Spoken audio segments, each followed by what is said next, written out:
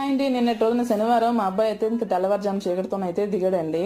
ఊరి నుంచి ఇంకా పరీక్ష రాసుకుని తను వచ్చేసాడు ఇంటికి. ఇంకా రాగానే ఇక్కడ పెద్ద వర్షం అయితే పడిందండి గుజరాత్లో. టైం కాని టైంలో సీజన్ కాని సీజన్లో అయితే సడన్ గా వర్షం పడడం, ఇంకా చలి కూడా అండి ఇక్కడ. ఇంకా ఆంధ్రాలో ఇంకా ఎండలు పెరిగి ఇంకా అక్కడ వేడి కూడా ఇంకా స్టార్ట్ అయిపోయింది. కానీ ఇక్కడ మాత్రం చల్లగా ఉంది. శివరాత్రి వరకు లేదా హోలీ వరకు అయితే ఉంటదండి చలి. ఇంకా మరుసటి రోజు ఆదివారం అండి. మా మమ్మీ ఈ రోజు సండేలోకి చికెన్ కర్రీ చెయ్యి, నేను వెళ్ళి మార్కెట్కి వెళ్తే చికెన్ తీసుకొస్తానండి. తను మాంసం అయితే తీసుకొచ్చానండి. 3 పావులు ఇది మాంసం. ఇది బాయిలర్ చికెన్ కాల్చింది.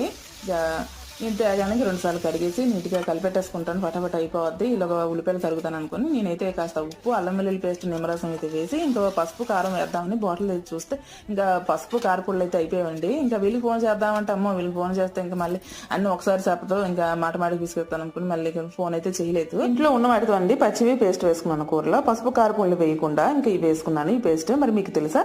ఇంకా ఫుల్ వీడియో కలిపి నెక్స్ట్